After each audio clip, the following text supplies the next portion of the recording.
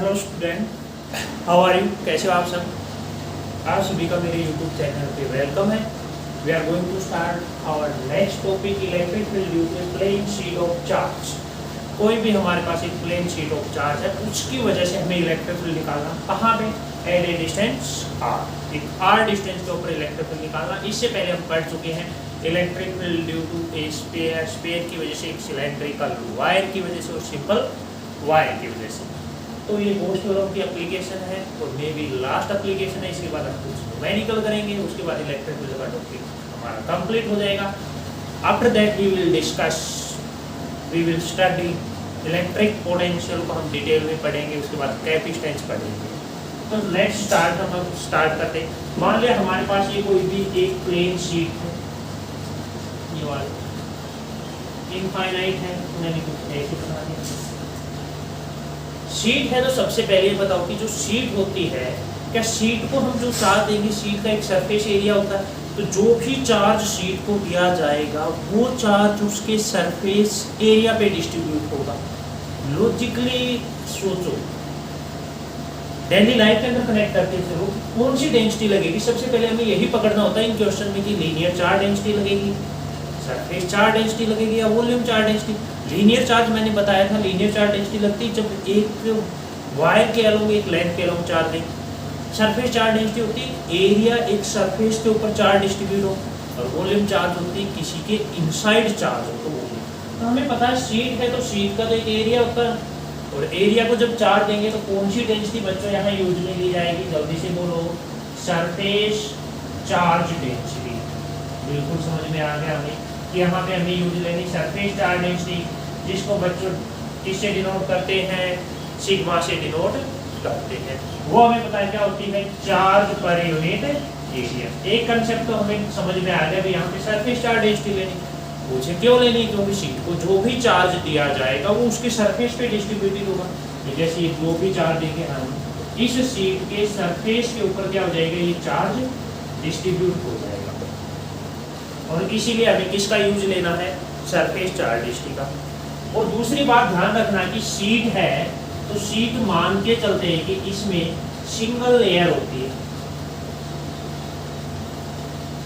Sheet के अंदर क्या होती है? सिंगल लेयर होती है, एक ही लेयर मान के चलेंगे। अब हमें क्या करना है? इसकी वजह से at a distance R we have to find electric field. हमें क्या करना है? इलेक्ट्रिक फील्ड फाइंड आउट करना। सिंपल बात है, डरने की कोई बात नहीं।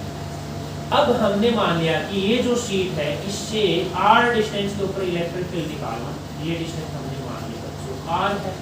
तो मैंने ये भी बताया था गॉसियन सरफेस जब चार्ज डिस्ट्रीब्यूशन हो तो क्या उस चार्ज डिस्ट्रीब्यूशन को चेते हुए बना सकते हैं। हमने यहाँ पे कुछ ऐसा गॉसियन सरफेस ड्रॉ किया जो कि आर डिस्टेंस पे, यहाँ से लेंगे तो क्या आर डिस्टेंस पे कुछ ऐसा सिलेंड्रिकल हमने मान लिया। अब इधर आर डिस्टेंस है तो इस साइड भी बच्चों हमें आर डिस्टेंस लेनी पड़ेगी। अगर कोई पूछे क्यों? बिकॉज हम सिमेट्रिक लगाएंगे, यहाँ पे सिमेट्री लगाएंगे। सिमेट्री का मतलब दोनों साइड से। भाई मैं कहूँ ये मेरे पास शीट है तो इस साइड आर डिस्टेंस पे निकाल रहा हूँ, तो इस साइड भी कितने डिस्टेंस पे निकालेंगे? आर डिस्टेंस पे। जैसे मैंने बताया पॉइंट, जैसे ये बताया था कि पॉइंट चार्ज है तो सरफेस जो बनेगा गॉसियन सरफेस वो होगा स्फेरिकल, लीनियर चार्ज है तो सिलेंड्रिकल। लेकिन कुछ ऐसे होते हैं कि इनको हमें याद ही करना पड़ेगा। आर डिस्टेंस पे निकालना है तो अगर मैं यहाँ पे देखूँ तो ये सिलेंड्रिकल सरफेस है, इस सरफेस का एरिया वेक्टर क्या इधर आएगा? इस क्रॉस सेक्शन एरिया के परपेंडिकुलर। पॉजिटिव चार्ज है तो क्या इलेक्ट्रिक फील्ड भी इधर जाएगा? बिल्कुल जाएगा। तो इसका मतलब थीटा कितना हो गया बच्चों? 0। इसी प्रकार से इस सरफेस का एरिया वेक्टर देखो, ये क्रॉस सेक्शन एरिया के परपेंडिकुलर इधर होगा। पॉजिटिव चार्ज है तो अवे फ्रॉम द शीट जाएगा, इलेक्ट्रिक फील्ड इधर जाएगा। यहाँ भी थीटा क्या हो गया? 0। अब ये जो कर्व्ड सरफेस एरिया है, क्या इसका एरिया वेक्टर देखेंगे इधर होगा, बट इलेक्ट्रिक फील्ड तो इधर जा रहा है। एंगल कितना हो गया? 90 डिग्री। 90 डिग्री होगा तो cos 90 0 होता, तो इलेक्ट्रिक फील्ड 0। किसकी वजह से? कर्व्ड सरफेस एरिया की वजह से। यानी कि हम लिख सकते हैं electric field due to curved surface area is 0। यानी कि कर्व्ड सरफेस एरिया की वजह से इलेक्ट्रिक फील्ड या फिर इलेक्ट्रिक फ्लक्स है वो 0 होगा इस एरिया की वजह से। अब हम निकालेंगे इसकी वजह से इलेक्ट्रिक फ्लक्स निकालें तो मैं इसको 5 मान लूँ तो 5 क्या होगा? E A कोस 0 प्लस में ई ए, चलो कोस थ्योरम लगा देते हैं हम सिंपली। फ्लक्स निकाले फाई जो क्या होता है line integral of E D A cos 0 plus में ई डी ए कोस 0। फिर देखो दो वजह से होगा, एक तो इसकी वजह से इलेक्ट्रिक फ्लक्स प्लस में एक इसकी वजह से, टोटल दोनों को क्या कर दिया ऐड। कोस 0 1 होता है तो ई इंटू में D A plus E into में डी, सेम है तो कितना हो जाएगा 2 ई डी ए का इंटीग्रेशन करोगे क्या आ जाएगा, ये equation integration of D A का मतलब टोटल एरिया हमने क्या मान लिया ए मान लिया। This is the equation first, बिल्कुल सिंपल, कुछ करना ही नहीं था। अगर पहले वाले एप्लीकेशन आप लोगों को आती कोई दिक्कत नहीं बेटा, फिजिक्स बहुत इजी है, इसको पढ़ना नहीं है, फिजिक्स को समझना है, फील लेना है, फिजिक्स को समझ के चलोगे, फिजिक्स के अंदर कुछ भी नहीं है, सबसे इजी सब्जेक्ट है।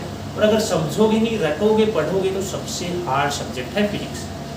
ऑडिट आया समझ में? चलो भाई, उसके बाद हम क्या करते हैं, apply goes theorem by goes theorem. Goes theorem ये कहती है कि फाई इक्वल क्या होता है, Q इनसाइड अपॉन में एप्सिलॉन नॉट इक्वल टू क्या है 2E इन फाई की जगह में ये वैल्यू पुट कर दी। Q इनसाइड यहाँ से निकाल सकते हो, कितना आएगा भाई Q इनसाइड, मैंने स्टार्टिंग में लिखा था कितना आएगा sigma into A, put in second, क्या करेंगे हम सेकंड इक्वेशन में पुट कर देंगे, पुट इन सेकंड। फिर आगे का मैं यहाँ से फिर इधर कर रहा हूँ, Q इनसाइड की जगह आ गया सिग्मा A अपॉन में epsilon not is equal to 2EA, क्या A से A कैंसिल आउट, हमें तो इलेक्ट्रिक फील्ड चाहिए, तो E इक्वल टू आ गया सिग्मा अपॉन में 2 epsilon not. This is the electric field due to a plane sheet at a distance r distance के ऊपर ये इलेक्ट्रिक फील्ड आ जाएगा। अब बेटा कमाल की बात तो ये है, क्या है देखो, इस शीट की वजह से r डिस्टेंस पे इलेक्ट्रिक फील्ड निकाल रहे हैं, बट फॉर्मूले में कहीं भी r नहीं आ रहा। इसका मतलब शीट की वजह से जो इलेक्ट्रिक फील्ड होता है वो डिस्टेंस पे डिपेंड नहीं करता, यानी r पे डिपेंड नहीं करता, चाहे यहाँ निकालो चाहे यहाँ निकालो, सिग्मा भी कांस्टेंट, एप्सिलॉन नॉट भी कांस्टेंट। इसका मतलब शीट के आसपास के एरिया में इलेक्ट्रिक फील्ड हमें क्या लेके चलना है, कांस्टेंट लेके चलना है, क्योंकि ये r पे डिपेंड नहीं कर रहा है। तो ये आ जाएगा हमारे पास, जो भी इलेक्ट्रिक फील्ड होगा तो वो इंडिपेंडेंट होगा। लेकिन ये क्या होगा, ये कांस्टेंट तभी है ना जब शीट के आसपास हम पॉइंट ले रहे हैं, ज़्यादा दूर चले जाएंगे तब ये चीज़ एप्लीकेबल नहीं होगी। दूसरा इलेक्ट्रिक फील्ड है वो शीट के हमेशा क्या रहेगा, परपेंडिकुलर। ये बात तो मैंने स्टार्टिंग में बता दी कि जो इलेक्ट्रिक फील्ड आएगा वो हमेशा जो भी कंडक्टर होगा उसके सरफेस के ऊपर क्या रहेगा, परपेंडिकुलर रहेगा। तो यहाँ तक किसी को कोई दिक्कत कोई प्रॉब्लम, आई होप सबको समझ में आया होगा। वेरी गुड, अब हम आगे चलते हैं, कुछ सेक्शन और करते हैं इसके।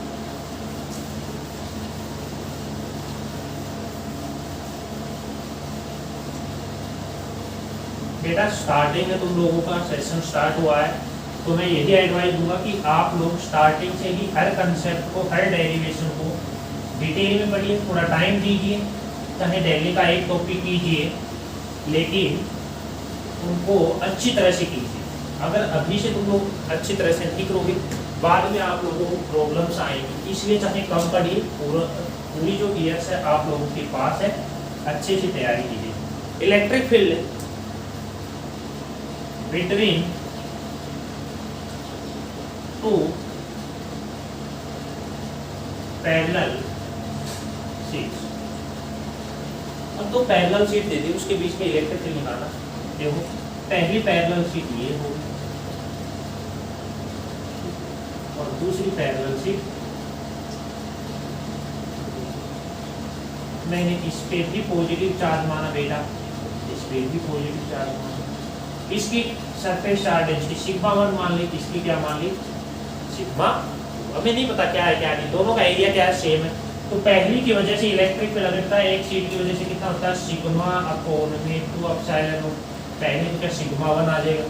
सेकंड की वजह से इलेक्ट्रिक फील्ड निकालेंगे, क्या होगा सिग्मा 2 अपॉन में 2 एप्सिलॉन नॉट, सिंपल है। अरे अभी निकाला था शीट की, इस शीट की वजह से इलेक्ट्रिक फील्ड कितना होगा sigma upon 2 epsilon not, surface charge density क्या है सिग्मा 1, इसकी वजह से क्या होगा E2 मान लेते, कितना होगा सरफेस चार्ज डेंसिटी कितनी सिग्मा 2 अपॉन में 2 एप्सिलॉन नॉट। बिल्कुल ईजी है। अब हमें इनकी वजह से निकालना, तो देखो एक रीजन तो ये बनेगा, एक रीजन बेटा ये बनेगा, एक रीजन ये बनेगा। सबसे पहले साइन कन्वेंशन ले लो। हमें पता है इस डायरेक्शन में जाने वाला इलेक्ट्रिक फील्ड है वो नेगेटिव लेते हो, इधर जाने वाला क्या लेते हैं पॉजिटिव। तो सबसे पहले मैं फर्स्ट रीजन की बात कर रहा हूँ। देखो ये शीट रखी हुई है, बिल्कुल ध्यान से समझना बेटा, ये शीट रखी हुई है पॉजिटिव चार्ज है सरफेस पे, तो क्या इसका इलेक्ट्रिक फील्ड इधर इधर इधर जाएगा, और मैंने E1 माना तो क्या E1 इधर आ जाएगा। आई बात समझ भाई। ये शीट ऐसे दो पैरेलल शीट ऐसे रखी हुई है, मैं इस शीट की बात कर रहा हूँ। इस पूरे सरफेस पे पॉजिटिव चार्ज है, पॉजिटिव चार्ज से इलेक्ट्रिक फील्ड शीट से अवे अवे दूर जाएगा ऐसे। इसी प्रकार से ये शीट है तो इसका भी इलेक्ट्रिक फील्ड पॉजिटिव चार्ज है तो क्या दूर जाएगा इधर जाएगा। दोनों की डायरेक्शन आई समझ में, यस और नो, ठीक है। अब देखो इस ये शीट थी पहली, इस रीजन में इसका इलेक्ट्रिक फील्ड पॉजिटिव चार्ज है सरफेस पे, अवे फ्रॉम द सरफेस, तो क्या इस पॉजिटिव चार्ज से अवे फ्रॉम द सरफेस इधर जाएगा, ये हो जाएगा E1 इलेक्ट्रिक फील्ड। इसकी वजह से पॉजिटिव चार्ज है किधर जाएगा, अवे फ्रॉम द सरफेस इधर इस साइड। आते इस रीजन में इस सरफेस की वजह से इस पे पॉजिटिव चार्ज है तो इसका इलेक्ट्रिक फील्ड E2 क्या जाएगा, इधर जाएगा। Very good. इसका इलेक्ट्रिक फील्ड वो भी किधर जाएगा, कोई दिक्कत नहीं। अब फर्स्ट में इलेक्ट्रिक फील्ड निकालते हैं, electric field in region first. देखो दोनों इधर जा रहे हैं तो दोनों का ऐड कर दो, इधर जाने वाला माइनस लेते हैं तो माइनस का E1 और माइनस का E2। नेगेटिव बेटा क्यों ले, क्योंकि ये नेगेटिव एक्स एक्सिस में जा रहा है। E1 और E2 की वैल्यू पुट कर दो, माइनस को कॉमन ले लो, कि क्या होगा 1/2 एप्सिलॉन नॉट और माइनस कॉमन आ गया तो यहाँ बचेगा सिग्मा 1 प्लस सिग्मा 2। ये इक्वेशन आई थिंक आप लोगों को आ गया। इसी प्रकार से सेकंड के अंदर इलेक्ट्रिक फील्ड निकालेंगे तो देखो E1 इधर जा रहा है तो प्लस का, E2 इधर जा रहा है तो माइनस का।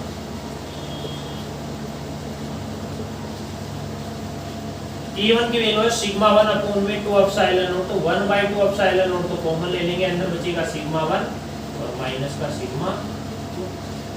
ये सेकंड में आ गया। इसी प्रकार से थर्ड रीजन में आ जाओ बेटा, दोनों पॉजिटिव चार्ज में तो क्या हो जाएगा E1 प्लस E2, तो E third is equal to आ जाएगा E1 1/2 एप्सिलॉन नॉट, तो कॉमन क्या बचेगा सिग्मा 1 प्लस सिग्मा 2। चार्ज चाहे इक्वल दिया हो अनइक्वल दिया हो कोई दिक्कत नहीं है, आ जाएगा। अब ये कह दे इफ सिग्मा 1 तो सिग्मा है बेटा, सिग्मा 2 है वो प्लस माइनस सिग्मा, यानी कि दोनों की सरफेस चार्ज डेंसिटी इक्वल है मैग्नीट्यूड में, but opposite in sign, means एक पे प्लस चार्ज और एक पे माइनस। तो ये इक्वेशन फर्स्ट, ये सेकंड और ये थर्ड। तो from first second and third E1 को निकालेंगे तो देखो सिग्मा की जगह सिग्मा पुट करो, सिग्मा 2 की जगह minus sigma, sigma minus sigma 0, यानी कि E फर्स्ट क्या हो जाएगा 0 हो जाएगा। इसी प्रकार से यहाँ भी सिग्मा की जगह सिग्मा प्लस सिग्मा 2 की जगह माइनस सिग्मा, तो क्या E थर्ड भी क्या हो जाएगा 0 हो जाएगा। सेकंड रीजन की बात करते हैं, 1/2 एप्सिलॉन नॉट, सिग्मा की जगह सिग्मा माइनस सिग्मा 2 की जगह माइनस सिग्मा माइनस माइनस क्या हो जाएगा प्लस सिग्मा, और सिग्मा कितने हो गए 2 सिग्मा और में 2 एप्सिलॉन नॉट, तो E सेकंड रीजन में आ गया sigma upon epsilon not. That is our topic.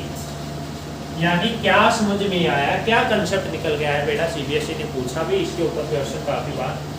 अगर दो प्लेट दो शीट एक दूसरे के पैरेलल रखी हुई है, दोनों पे सरफेस चार्ज डेंसिटी सेम है, इक्वल है magnitude, but opposite in sign है, यानी कि एक पे प्लस एक पे माइनस, लेकिन दोनों का मैग्नीट्यूड इक्वल है, तो उन दोनों शीट के लेफ्ट हैंड साइड और right hand side electric field क्या होगा 0। जब भी न्यूमेरिकल आए बिना सोचे समझे 0 कर दो, लेकिन कब करना है जब दोनों में चार्ज सरफेस चार्ज डेंसिटी उसका मैग्नीट्यूड इक्वल हो, बट साइन में क्या हो अपोजिट, और बिटवीन द टू शीट्स और प्लेट कितना हो जाएगा सिग्मा और एप्सिलॉन नॉट रहेगा। यहाँ ये चीज आप लोगों को माइंड में सेट करके रखनी है, बिल्कुल इजी कंसेप्ट है, ध्यान लगाओगे समझ में आ जाएगा। साइन कन्वेंशन सिंपल है, इलेक्ट्रिक फील्ड की डायरेक्शन ले लो, इधर जा रहा माइनस का तो इधर जा रहा प्लस का, कहीं कंफ्यूजन होने की जरूरत नहीं है।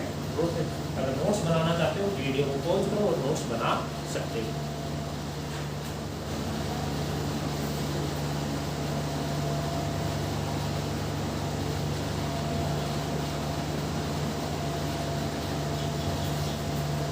थोड़ा दिखाई नहीं दे रहा, तो यानी सेकंड रीजन में जो इलेक्ट्रिक फील्ड आया उसको मैं यहाँ रख देता हूँ, कितना है हमारा सिग्मा कोण एप्सिलॉन। सेकंड का मतलब अगर यहाँ पॉजिटिव चार्ज होता है यहाँ नेगेटिव, दोनों के बीच में आता सिग्मा कोण एप्सिलॉन। यहाँ तक कोई दिक्कत नहीं आनी चाहिए, किसी भी बच्चे को कोई प्रॉब्लम नहीं आनी चाहिए।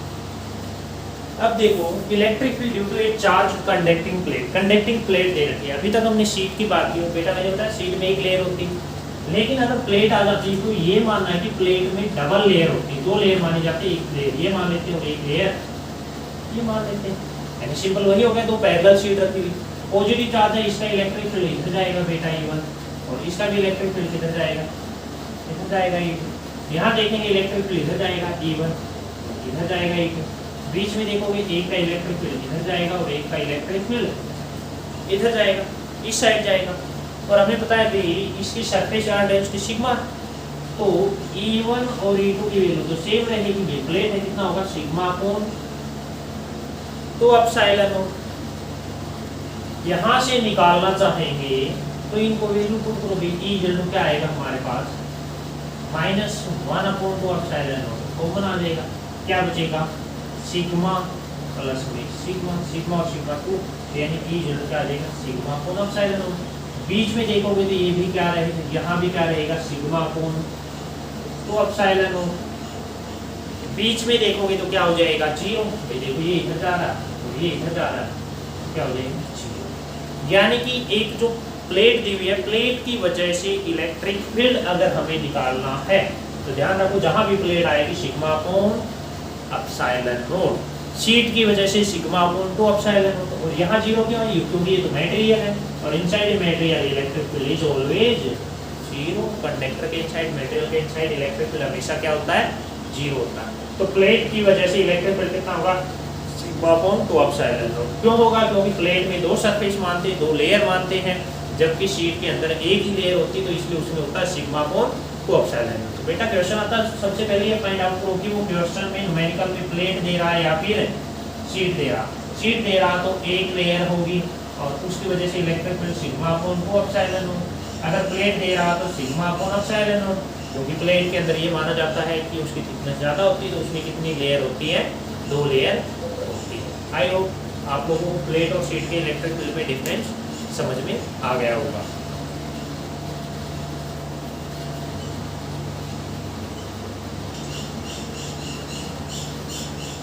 एक क्वेश्चन है, prove if an isolated large conducting plate. हमारे पास एक लार्ज कंडक्टिंग प्लेट है, ये हमने कंडक्टिंग प्लेट मान ली, आइसोलेटेड है। आइसोलेटेड का मतलब क्या होता है बच्चों, बताया भी गया बार बार। आइसोलेटेड का मतलब ये होता है कि कोई भी चार्ज ना हो इस प्लेट के आसपास। क्या कहा कि आइसोलेटेड का मतलब क्या है, कोई भी चार्ज ना हो इस प्लेट के आसपास। इसने कहा हमने इस प्लेट को एक चार्ज दिया, कितना चार्ज दिया Q चार्ज दिया। हमें प्रूव ये करना है कि the charge distribute equally on it's 2 surface. 2 surface है ना इसके, एक सरफेस तो ये होगा बेटा और एक सरफेस ये होगा, इसको फर्स्ट मान लो और इसको सेकंड। तो हमें ये चीज प्रूव करनी कि दोनों सरफेसेस को जो चार्ज दिया जाएगा वो क्या होगा इक्वली होगा। तो हम मान लेते हैं let charge on second surface.